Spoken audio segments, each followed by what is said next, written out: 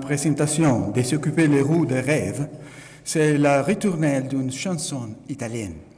Cette chanson commémore en même temps une journaliste allemande, Ulrike Meinhof, et le mouvement politique dans lequel elle a été une expression particulière et parfois extrême. En participant à ces mouvements dans les années 70, j'ai appris que mes désirs ne sont pas complètement séparables des désirs d'autrui. J'ai appris aussi que le lien entre mes désirs et les désirs des autres n'est pas seulement mimétique, comme le veut René Girard, mais aussi métaxique ou participatif, pour le dire comme Platon. Dans le langage de Platon, le mot métexis décrit la participation des choses movables aux idées éternelles. Par ailleurs, cette relation de participation n'est pas balancée, car le poids de l'éternel, c'est trop lourd pour les choses qui changent.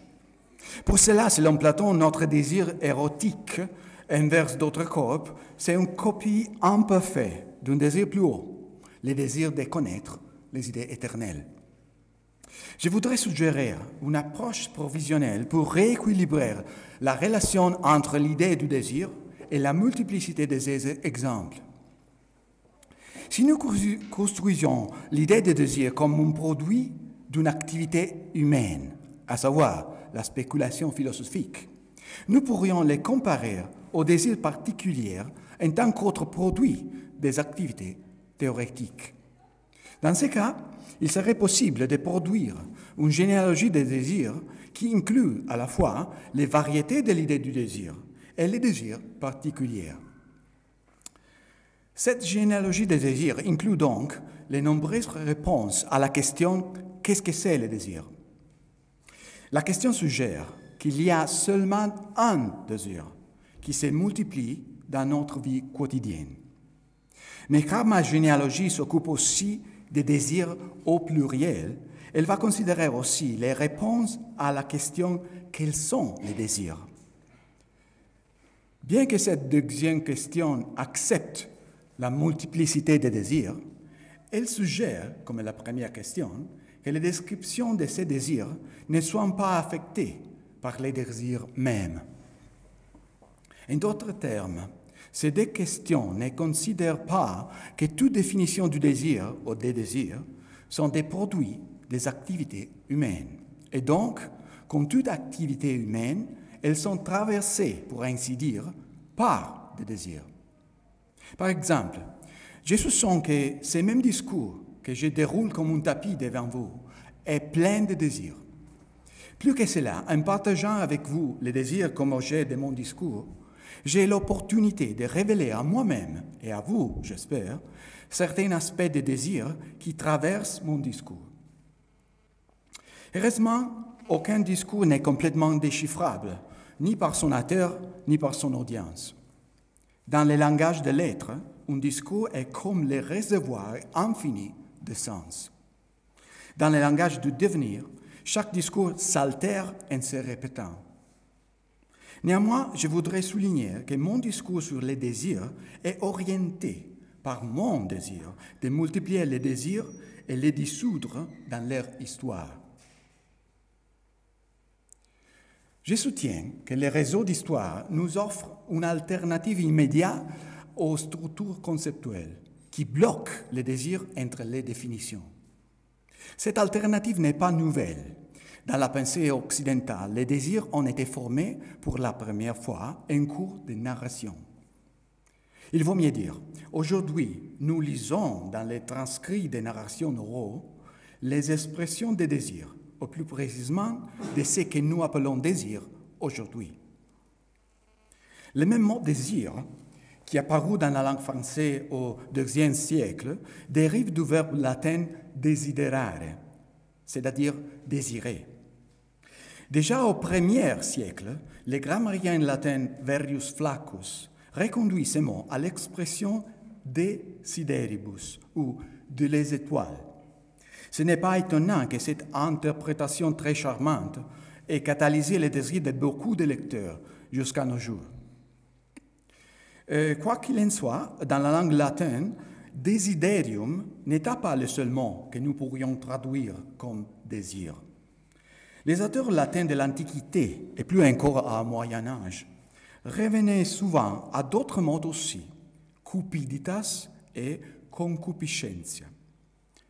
Par exemple, dans son chef-d'œuvre, La Somme théologique, Thomas d'Aquin a utilisé tous les mots desiderium, cupiditas et concupiscentia. Je retournerai sur cet usage plus en avant. Pour le moment, je voudrais solliciter votre attention sur cette pluralité de mots que je lis comme les témoignages ou les quasi-symptômes du défaut d'un concept unifié du désir. Je viens de nommer les concepts du désir. Pour nous modernes, les mots idée et les mots concept peuvent bien souvent remplacer l'un l'autre. Au contraire, dans la langue latine, le mot idea ou idée a été emporté du grec par Cicéron au 1er siècle avant notre ère. Et le mot conceptum ou concept a été inventé comme terme philosophique par Boès au 6e siècle et n'a acquis le sens proche de celui que nous lui donnons qu'au 12e siècle. À ce stade, ceux d'entre vous qui sont familiers avec l'histoire de la philosophie demanderaient « Mais le concept n'a-t-il pas été découvert par Socrate ? N'est pas la question socratique « ti est » ou « qu'est-ce que c'est » qui a introduit le concept dans la pensée philosophique ? Bien sûr, la question socratique « qu'est-ce que c'est » est un dispositif pour produire des entités, ou mieux, des identités. Par exemple, comme je l'ai déjà dit, la question « qu'est-ce que c'est le désir » présuppose qu'il y a seulement un désir. Et pourtant, la question produit l'identité du désir comme une entité singulière. Pour nous modernes, cette production du désir comme entité singulière est tout à fait normale, parce que nous sommes traînés à l'usage des entités singulières que nous appelons concepts. Mais les interlocuteurs de Socrate ne peuvent pas comprendre la question « qu'est-ce que c'est ?» parce que son objet, c'est-à-dire une entité qui est, n'avait pas encore été construit. C'est pour cela que quand Socrate demandait « qu'est-ce que c'est la piété ?» il lui répondait avec des exemples d'actions pieuses. En termes modernes, le concept de piété n'avait pas encore été inventé. L'homme Socrate aussi ne connaissait pas le concept de piété et probablement il dressait ces questions pour souligner l'ignorance des autres citoyens et la sienne aussi. Mais il semble que le caractère Socrate, c'est-à-dire l'écrivain Platon, veut nous faire croire à l'existence d'une série d'entités, les idées, qui incluent entre autres la piété, la justice et le bien. Néanmoins, les idées platoniciennes ne sont pas encore des concepts au sens médiéval et moderne. Le même Platon n'a pas encore des mots pour nommer ces entités. Et il emprunte au domaine sémantique du voir les termes eide ou forme et idéae ou idée. Par ailleurs, pour nommer chaque idée spécifique, Platon utilise des adjectifs qui qualifient des actions particulières et il les transforme en noms. Par exemple, il déploie l'adjectif agathos, bon, dans une phrase autoto-agathon, qui définit le bien en tant que tel. Nous pouvons soutenir que pas seulement Socrate et Platon, mais Aristote aussi ne connaissaient pas encore les concepts. Comme Socrate et Platon, Aristote n'a pas de mots pour les nommer. Ce défaut apparaît clairement lorsqu'il applique la question « qu'est-ce que c'est ?» aux idées mêmes. En projetant sur Aristote des termes modernes, nous pourrions dire qu'il cherche de définir les concepts du concept. Mais il faut reconnaître que pour le faire, Aristote ne peut mieux faire que rappeler une qualité du concept, sa permanence supposée.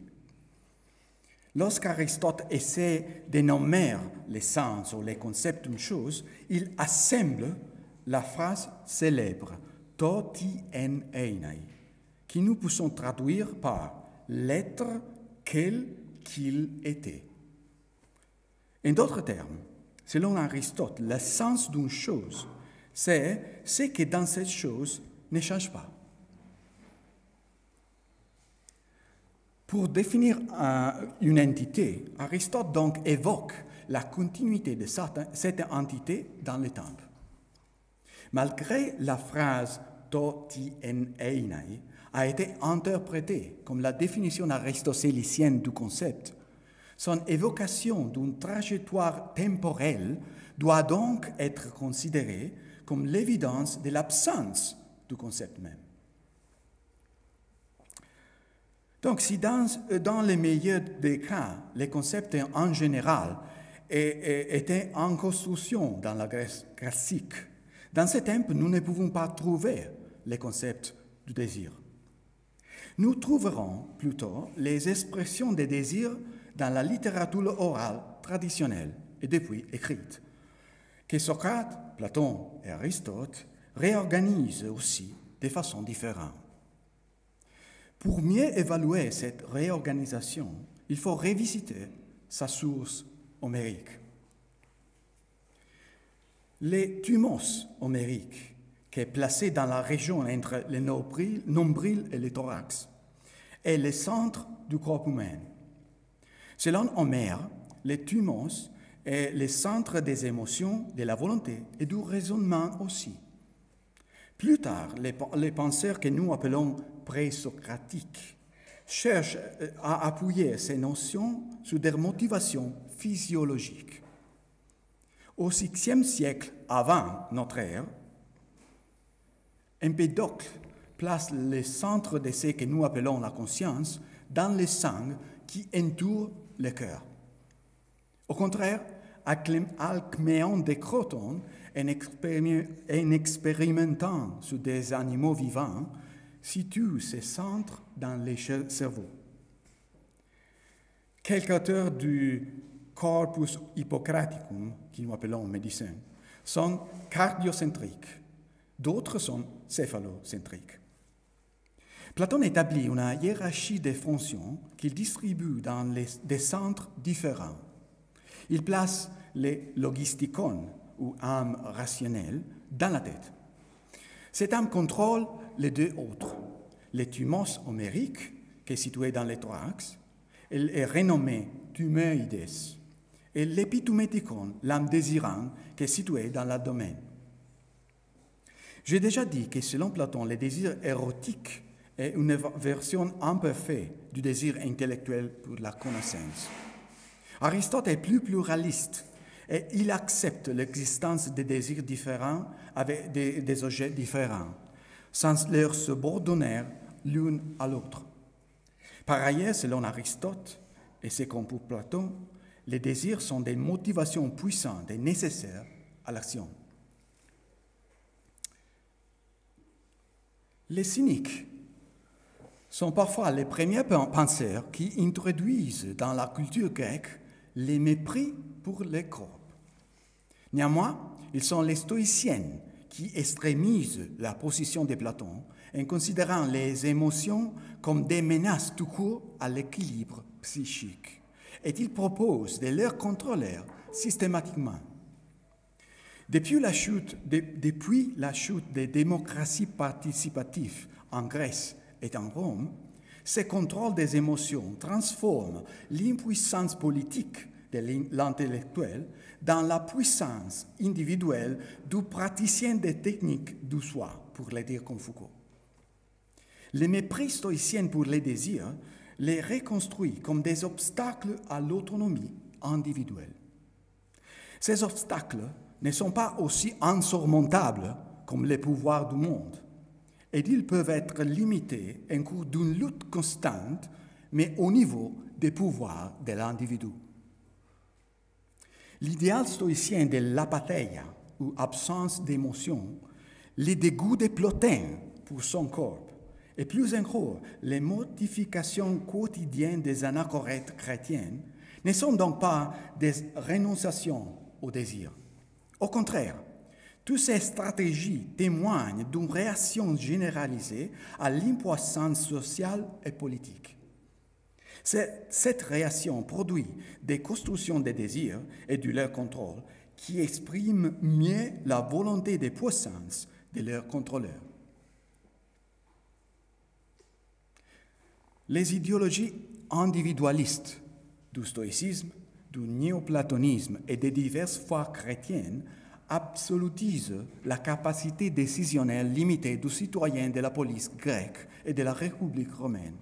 Et elles transforment cette capacité décisionnelle dans l'autonomie individuelle du cosmopolites, c'est-à-dire les citoyens du monde de l'idéologie stoïcienne. Cette autonomie n'est que l'image idéalisée du pouvoir d'action que l'individu regagne grâce à la vertigineuse réduction de son influence de la sphère sociale à la sphère psychique individuelle.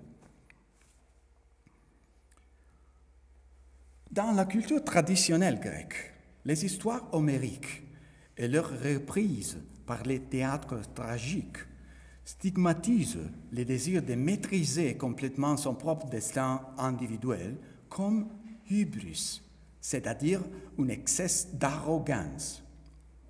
Cette hybris contredit l'ordre établi par Dike, le caractère féminin qui personnifie le destin et que même les dieux ne peuvent arrêter. D'Achille à Édipe, les tentatives d'échapper au destin sont rétribuées ponctuellement avec des événements catastrophiques qui reconduisent cruellement l'individu à sa dimension naturelle d'incertitude. Bien sûr, dans cette culture traditionnelle grecque, les maîtrises du destin individuel cultivées par les stoïciennes, les néoplatoniques et les chrétiennes auraient été condamnées comme hybris, c'est-à-dire une coupable arrogance. Ces idéologies individualistes, en convertissant un vice public dans une vertu privée, effectuent donc une transvaluation des valeurs qui adresse à nouveau radicalement le processus de subjectivation. Pour cela, les idéologies individualistes anciennes sont des étapes essentielles dans le parcours qui mène à ces petits monstres que nous appelons individus. Il n'est pas surprenant que le même mot latin individuum, c'est-à-dire individu, est une invention de Cicéron, qui l'utilise pour traduire le mot grec atomos, qui à son tour signifie littéralement pas divisible. Cicéron jouait un rôle central dans le processus de traduction de la culture et de la philosophie grecque dans le langage et la culture romaine. En général, l'éclectisme philosophique des auteurs comme Cicéron, Sénéca et Apuleius produit des traductions qui sont, selon l'adage italien traduttore, traditore, en même temps des trahisons des textes originaux.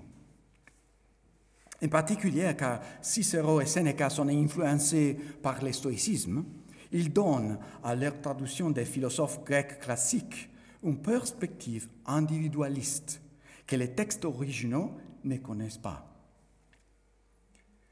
Au Moyen Âge, ces traductions tendancieuses deviendront un véritable goulot d'étranglement pour la pensée grecque, parce que les textes originaux ne seront plus accessibles dans l'Europe chrétienne. Toutefois, pour les auteurs chrétiens de l'Antiquité tardive, les traductions des textes grecs n'incluent pas seulement des œuvres philosophiques, mais surtout des textes religieux, comme la Bible des Septante et les lettres de Paul. Dans les traductions de ces lettres en latin, le mot-clé pauline agape devient caritas ou carité. Cette traduction éloigne l'expression pauline agape de ses liens sémantiques avec les désirs érotiques qui seront rétablis seulement avec sa traduction moderne, amour. Pour deux écrivains, les désirs sont cachés dans les mots mêmes, qui sont aussi les rejets immédiats du désir. En tant qu'écrivains, les pères de l'Église vacillent entre leur dévotion pour l'écriture et pour les lettres. Jérôme raconte un rêve dans lequel Dieu en personne lui reproche « Tu n'es pas chrétien, tu es cicéronien ». Jérôme, c'est l'épitome de l'homme chrétien nouveau qui en apparence lutte contre les désirs, mais qu'il est plutôt pris dans un conflit entre des désirs. Ce conflit est mis en scène par Augustin. Sa conversion au christianisme n'est pas seulement une soumission finale à son désir, à la fois édipienne et mimétique du désir de sa mère. Il est aussi l'exercice de sa volonté de puissance sur un sujet, soi-même, qui est parfois plus limité, mais beaucoup plus contrôlable que les turbulents bas empires romains menacés par les barbares. Quand Boès écrit La consolation de la philosophie au VIe siècle, il ne vit pas les conflits entre les désirs pour l'écriture et les lettres, parce que le christianisme a déjà gagné sa lutte contre la culture païenne. Paradoxalement, ce conflit est ressuscité au XIIIe siècle par les défenseurs de l'orthodoxie religieuse, qu'ils réinventent en tant qu'opposition entre foi et raison. Néanmoins, les conflits prétendus entre vérité de foi et vérité de raison est, plus modestement, une lutte intestine contre les théologiens qui redécouvrent le texte d'Aristote. Aujourd'hui, le plus fameux de ces théologiens est Thomas d'Aquin. En réécrivant la pensée aristotélicienne en termes chrétiens, Thomas reconsidère le désir. Selon Thomas, le mot desiderium décrit le mouvement vers l'objet désiré en général, et le mot concupiscentia indique le désir d'un objet sensible. Car c'est l'absence de l'objet de plaisir sensible qui cause le désir, cette concupiscentia, c'est le désir conjoint de l'âme et du corps. Conjoint.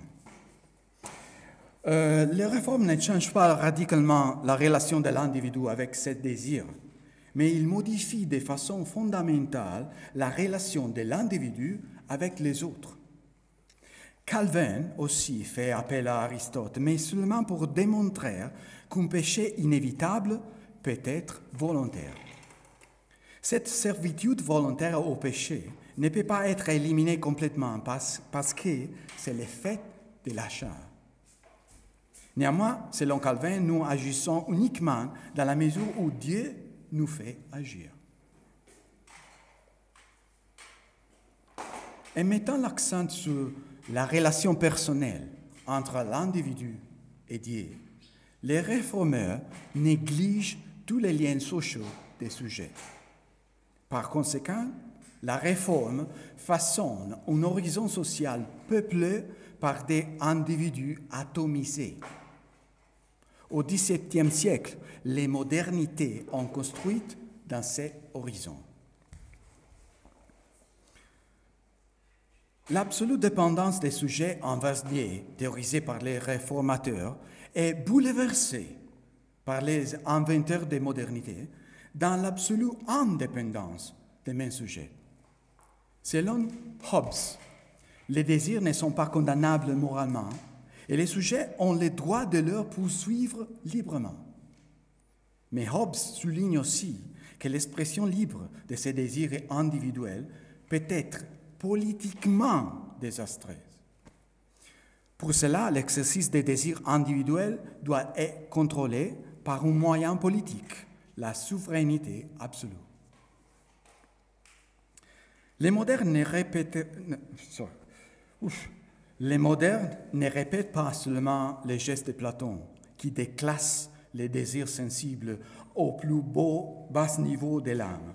Descartes remplace aussi la division platonique et médiévale entre les différents niveaux de l'âme avec la dichotomie entre le corps et l'esprit.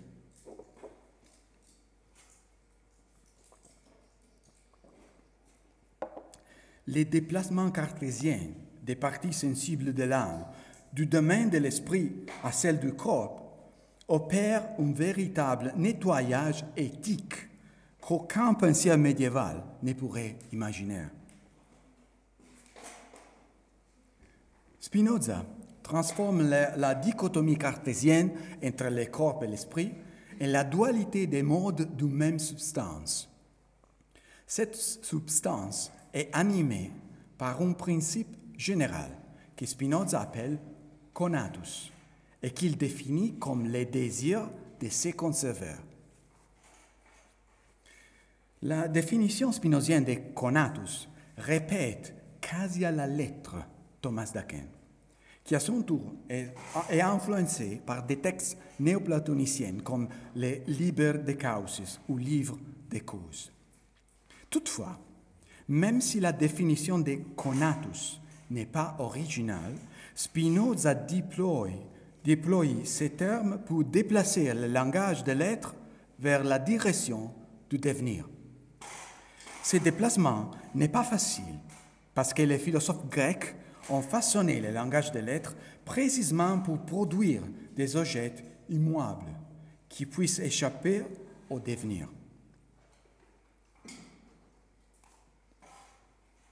Selon Thomas d'Aquin, tous les êtres mouables cherchent à se conserver. Mais car selon Spinoza, il n'y a pas d'être immuable. Le désir de se conserver, c'est le principe de toute réalité. L'effort fait pour persévérer n'est donc plus la tentative impossible d'émuler les objets immuables par ces mouables. Au contraire, la conservation de l'être même de chaque entité, c'est le produit du désir. Pour réfuter le principe de l'intérêt personnel absolu au sens de Hobbes, Hume fait appel à la bienveillance naturelle des humains et à leur désir d'approbation. Rousseau aussi conteste les raisonnaires violents, un sobriquet que lui et Diderot ont trouvé pour Hobbes. Rousseau invite Hobbes, c'est une citation, à multiplier son être et sa félicité, et les partageant avec ses semblables. Mais en général, les critiques de Hobbes ne réfutent pas son individualisme, qu'il cherche seulement à atténuer avec les lénitifs traditionnels de la théologie, bien que déguisés comme principes moraux ou philosophiques. Dans les années 1840, deux jeunes hegeliens, Stirner et Marx, exposent les camouflages philosophiques de la théologie allemande, qui soumet les désirs au contrôle de la police intérieure de la conscience luthérienne. Mais c'est Nietzsche qui réordonne ces camouflages philosophiques des concepts théologiques dans une généalogie qui remonte à Platon. Nietzsche sape le langage de l'être en examinant sa construction historique. Selon Nietzsche, l'être, c'est le produit des pratiques théoriques des philosophes grecs et de leur Wille zur Macht, une phrase allemande qui est généralement traduite comme volonté de puissance. En fait, Nietzsche utilise le mot Wille pour décrire une tendance qui n'est pas individuelle. Et il déploie le mot Macht, puissance, pas tellement comme concept, mais bien pour indiquer l'expansion imprévisible de la capacité d'action ou pouvoir faire.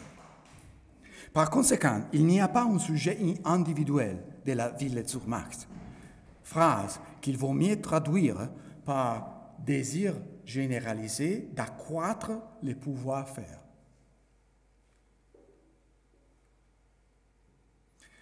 On peut comparer la Wille-zur-Macht avec un autre désir, le conatus de Spinoza. Dans ce cas, on réalise que le désir de pouvoir faire nietzschéen n'a besoin ni de la continuité dans le temps d'un être, ni de l'être même. Plus que ça, chaque description d'un désir de pouvoir faire est en même temps l'expression du désir de pouvoir faire qui traverse celui qu'il décrit, pour ainsi dire. Selon Nietzsche, le sujet réel n'est plus l'acteur, mais l'acte. Nietzsche décrit des désirs différents sans cacher ses préférences. En outre, il revient souvent à des métaphores cliniques qui ordonnent la réalité selon les deux polarités de santé et maladie. De plus, il réitère son oui à la vie, qui suppose, contrairement, une approche négative à la vie même. Toutes ces oppositions sont susceptibles d'ouvrir la voie à des pathologies de désir, qui, par exemple, distinguent désirs bons ou mauvais, ou qu'opposent tous les désirs à des déplacements des désirs mêmes. Cette dernière possibilité est explorée par Freud, qui lie les comportements humains à la lumière de la notion de libido, ou énergie des pulsions sexuelles.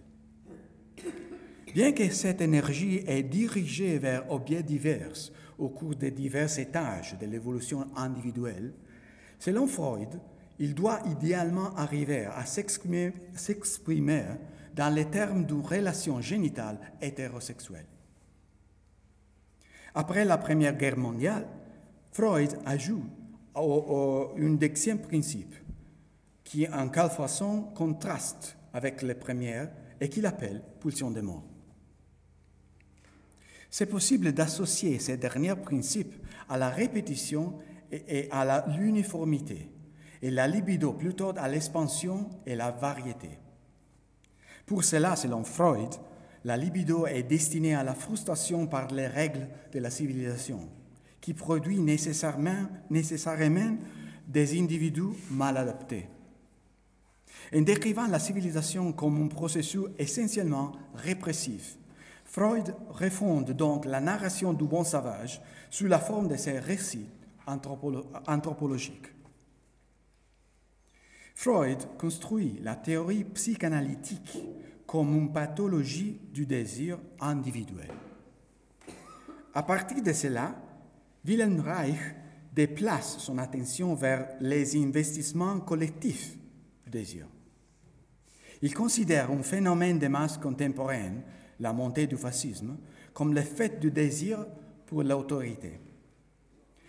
Dans les mêmes années 1930, Marcuse trace les racines généalogiques du désir de soumission à un ordre autoritaire. Il remonte jusqu'à Luther pour souligner l'apport du modèle éducatif d'après la Réforme au penchant autoritaire des Allemands. Bien sûr, les enquêtes par Reich et plus encore par Marcuse nous rendent l'image d'une pathologie du désir qui est historique et culturelle, plutôt qu'individuelle et fonctionnelle. Néanmoins, les rapproches aussi suggèrent qu'il y a une normalité du désir, bien que cette normalité soit déterminée historiquement et culturellement.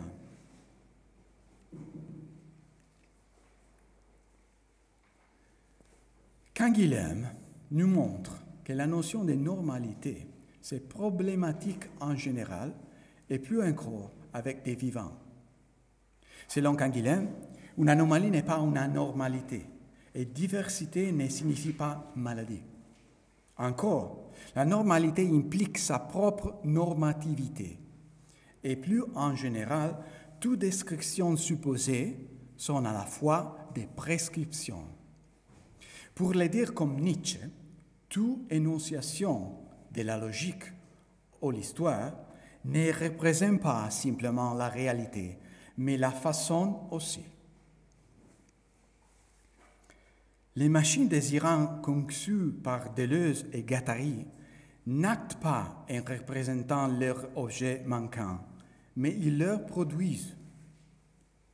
De cette façon, ils passent de la métaphore freudienne du théâtre de l'inconscient à celle d'une usine. Pour autant, car les machines désirantes n'ont pas de sujet, ils sont une alternative au couplage inévitable d'individus et de désirs, qui jusqu'alors avait été refusé seulement par Nietzsche. La production désirante ne peut pas être représentée, mais elle peut devenir part entière de l'activité productive d'autres machines désirantes.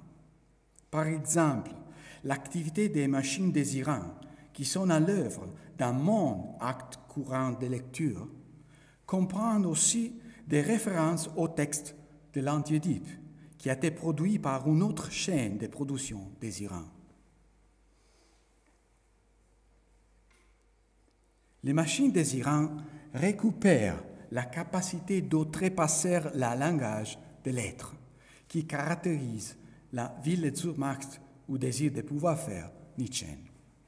En particulier, les machines désirantes et leur activité productive, qui Deleuze et Guattari définissent plus tard comme agencement, échappent aux dichotomies des pathologies du désir.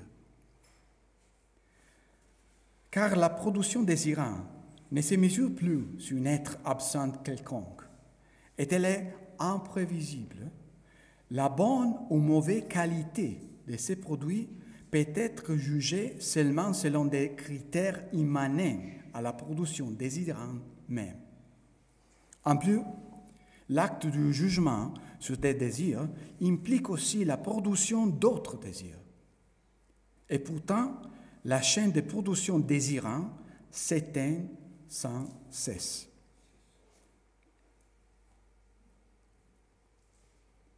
En fait, il vaut mieux parler des réseaux de production désirante. Si nous décidions d'utiliser l'outil théorique des machines désirantes ou les refont comme agencement, ces réseaux de production désirante pourraient nous aider à remplacer les pathologies du désir avec une pharmacologie du désir. Dans les réseaux d'agencement, nous pourrions utiliser des notions comme régression et désindividuation, moins comme des représentations des pathologies objectives que comme des outils d'intervention pharmacologique. En dehors du langage de l'être, les conditions de félicité de la production désirante ne dépendraient pas d'une limite préexistante entre les normales et les pathologiques, mais de sa capacité de transformation. Par exemple, il n'y aura pas de régression, sinon celle que nous serions capables de renverser. Dans ces réseaux de pratiques, la thérapia pourrait regagner sa priorité pratique et théorique sur la diagnosis, comme il était au temps du Corpus Hippocraticum, avant que les philosophes imposent la priorité de la question « pourquoi » sur la question « comment faire ». La question « pourquoi » a à la fois fondé la puissance du savoir et a justifié les remplacements d'un savoir avec un autre savoir. C'est à nous d'interrompre celle que Derrida appelait une chaîne de substitution d'un centre métaphysique avec un autre centre métaphysique. Les réévaluations des désirs par Spinoza, Nietzsche, Deleuze, Guattari, nous avons montré un moyen de sortir de cette contrainte. Une pharmacologie des désirs pourrait convertir leur savoir en notre pouvoir-faire. Merci.